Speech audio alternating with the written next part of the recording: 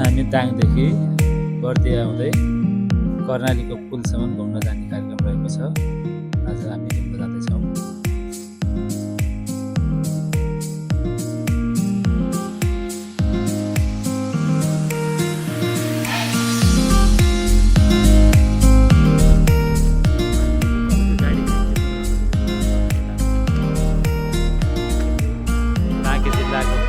चाडा चाहिँ ढुङ्गा ल्याएर लगाइदिनु पर्छ। यहाँ चाहिँ एकदम चाहिँ माथिको समुद्र जस्तो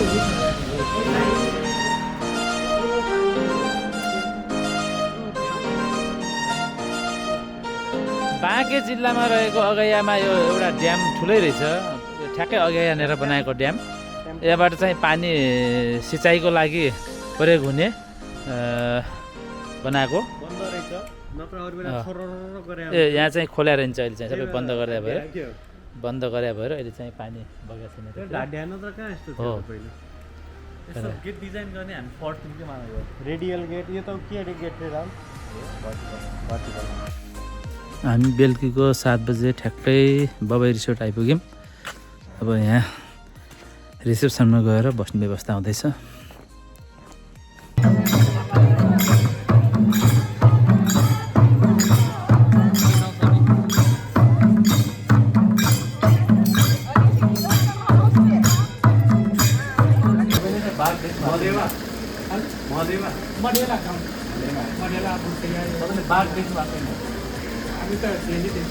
होइन भनेको आम्ने सामने गर्ने भएको छैन।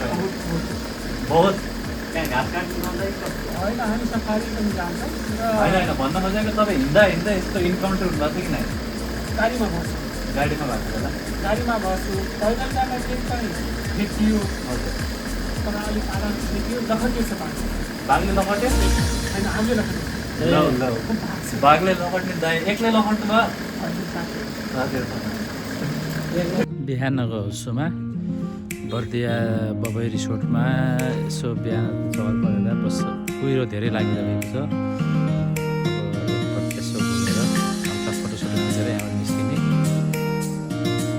घुम्दै निस्किने कार्यक्रम रहेको छ। बर्दिया राष्ट्रिय निकुञ्जको मेन द्वारमा आइपुगेका छौँ हामी। अब यहाँबाट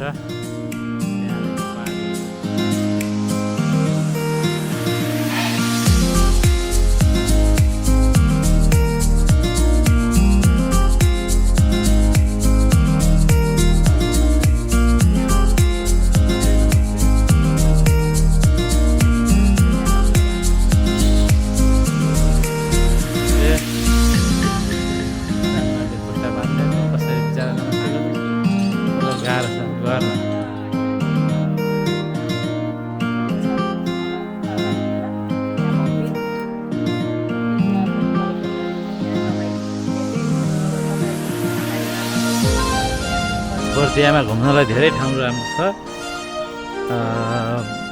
बर्दिया राष्ट्रिय निकुञ्ज, त्यस पछाडि ठाकुरद्वाराको मन्दिर घुम्ने, यतातिर जता घुमे पनि रमाइलो छ। यताको फाँट हेर्दै तराईको सम्म फाँट हेर्दै घुम्दै गर्ने, अगाडि बढ्ने, जति घुमे पनि जतातिर घुमे पनि घुमिराख्ने मन लाग्ने। ठाकुरद्वारा मन्दिरमा आएर चाहिँ नि हामीले घन्टी बजाउन सुरु गरिसकेका छौँ। पश्चिममा घन्टी बजेन भन्ने ठुलो चाहिँ नि मान्छेको गुनासो भइरहेको बेलामा ठाकुरद्वारा मन्दिरमा आएर हामीले यो घन्टीलाई बजाएरै छोड्यौँ। ल ठाकुर बाबाको मुख्य मन्दिरमा चारैतिर घुम्ने।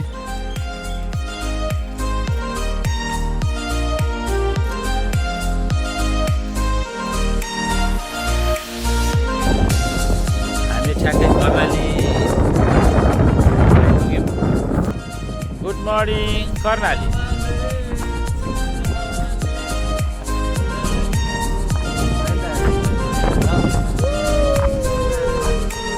कर्णालीको चिसो हावा सरर चलेर